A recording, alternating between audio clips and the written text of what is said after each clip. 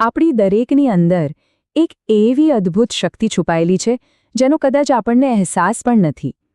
તો ચાલો આજે આપણે એ જ ઊંઘી રહેલી શક્તિને જગાડવાની એક સફર પર નીકળીએ.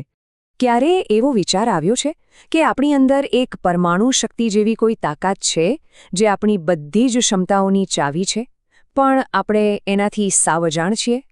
જુઓ, અહીં પરમાણુનો અર્થ કોઈ બોમ્બ કે વિસ્ફોટ નથી, પણ એ શક્તિ છે જે આપણા અસ્તિત્વના મૂળમાં છે. બસ આ એક સવાલનો જવાબ શોધવાથી જ આપણી સાચી શક્તિનો રસ્તો ખુલી શકે છે. ઘણીવાર આપણને એકદમ ખાલીપો નથી લાગતો, જાણે જીવનમાં કંઈક ખૂટી રહ્યું છે.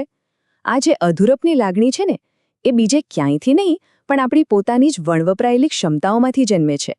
ચાલો આ પીડાના મૂળ સુધી પહોંચવાનો પ્રયત્ન કરીએ. એક કલ્પના કરો, એક રાજા છે જે પોતાના આખા સામ્રાજ્યનો માલિક છે, પણ એ ભિખારીની જેમ જીવી રહ્યો છે. કેમ? કારણ કે એને ખબર જ નથી કે એ રાજા છે. બસ કંઈક આવું જ આપણી સાથે પણ થાય છે, જ્યારે આત્મશંકા અને ડર આપણી સાચી શક્તિ પર પડદો નાખી દે છે. આપણે પોતાને સામાન્ય કે ઓર્ડિનરી માની લઈએ છીએ, પણ સાચું કહું તો એ માત્ર એક ભ્રમ છે. હકીકત એ છે કે આપણા દરેકમાં દિવ્યતાનો એક અંશ છે, એક એવી અસાધારણ ક્ષમતા છે જે આપણને ખાસ બનાવે છે. તો પછી આપણી શક્તિ સુધી પહોંચવામાં સૌથી મોટો અવરોધ કયો છે? એ છે હીન ભાવના.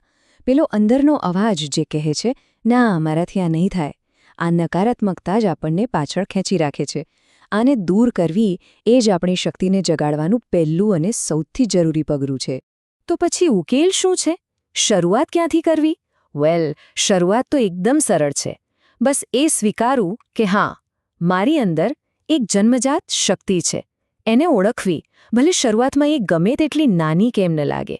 અને હા, આ જે આંતરિક ક્ષમતાની વાત આપણે કરી રહ્યા છીએ ને, એ કોઈ કાલ્પનિક વાત નથી. વિજ્ઞાન અને મનોવિજ્ઞાન પણ એના અસ્તિત્વને સમર્થન આપે છે. ચાલો જોઈએ કેવી રીતે. શું તમને ખબર છે, આપણા મગજમાં અબજો, જી હા, અબજો ન્યુરોન્સ છે. આ એક એવું જટિલ નેટવર્ક છે જેની સામે આખા બ્રહ્માંડના તારાઓ પણ ઓછા પડે.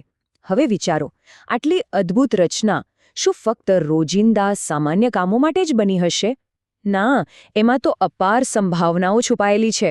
અને આ કોઈ નવો વિચાર નથી.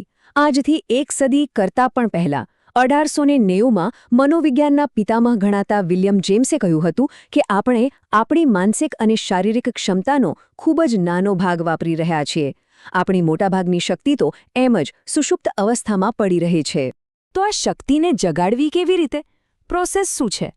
કલ્પના કરો કે એક સિંહ છે જે પોતાને ઘેટું માનીને ઘેટાના ટોળામાં સૂઈ રહ્યું છે. તો પહેલું પગલું છે એ ઓળખવું કે તે ઘેટું નથી, પણ જંગલનો રાજા છે. અને બીજું પગલું? એને પોતાની પૂરી ઈચ્છાશક્તિ અને દ્રઢ સંકલ્પથી જગાડો. આધુનિક વિજ્ઞાનની વાત તો આપણે કરી, પણ ચાલો હવે એ શાશ્વત જ્ઞાન તરફ પણ એક નજર કરીએ જે આપણા ઋષિમુનિઓ પેઢીઓથી આપતા આવ્યા છે. કારણ કે એ પણ આ જ સત્ય તરફ ઇશારો કરે છે. યુગ ઋષિ પંડિત શ્રીરામ શર્મા આચાર્યજીએ ખૂબ સુંદર કહ્યું છે, મનુષ્ય અનંત શક્તિઓનું ભંડાર છે. તેની અંદર એવી પરમાણુ શક્તિ છુપાયેલી છે જે આખા વિશ્વને પ્રકાશિત કરી શકે છે. અવરોધો બહાર નથી, પણ આપણી પોતાની અંદર રહેલી આળસ અને અવિશ્વાસમાં છે. બસ પોતાના આત્માનો અવાજ સાંભળો અને એક સંકલ્પ કરો તો તમે સામાન્યમાંથી અસાધારણ બની શકો છો. આ ગહન જ્ઞાન અખંડ જ્યોતિના જૂન 1965ના અંક અને સોયા હુઆ દેવત્વ જાગેગા જેવા અમૂલ્ય સ્ત્રોતોમાંથી લેવામાં આવ્યું છે, જે તેના આધ્યાત્મિક અને દાર્શનિક મહત્વને રેખાંકિત કરે છે. તો અત્યાર સુધી આપણે જે કંઈ પણ સમજ્યા એના આધારે હવે આપણે શું કરી શકીએ? ચાલો હવે આ જ્ઞાનને ક્રિયામાં બદલવાનો સમય આવી ગયો છે. ચાલો 4 મુખ્ય વાતો હંમેશા યાદ રાખીએ.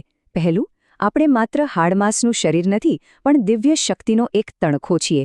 બીજું, હીન ભાવના એ અંધકાર છે જે આપણી સાચી શક્તિને ઢાંકી દે છે. ત્રીજું, વિજ્ઞાન પણ એ વાતને સમર્થન આપે છે કે આપણી મોટાભાગની ક્ષમતા વણવપરાયેલી છે. અને સૌથી અગત્યનું, ચોથું, ચાલો એક સંકલ્પ કરીએ કે આજે હું મારી કોઈ એક સુષુપ્ત પ્રતિભાને જગાડીશ. એક વાત યાદ રાખજો, દુનિયા આપણને એ જ નજરથી જુએ છે જે નજરથી આપણે આપણી જાતને જોઈએ છીએ. તો સવાલ એ છે કે આજે તમે તમારી કઈ શક્તિને જગાડવાનું પસંદ કરશો, કારણ કે આ પસંદગી તમારી છે અને તમારી દુનિયા પણ.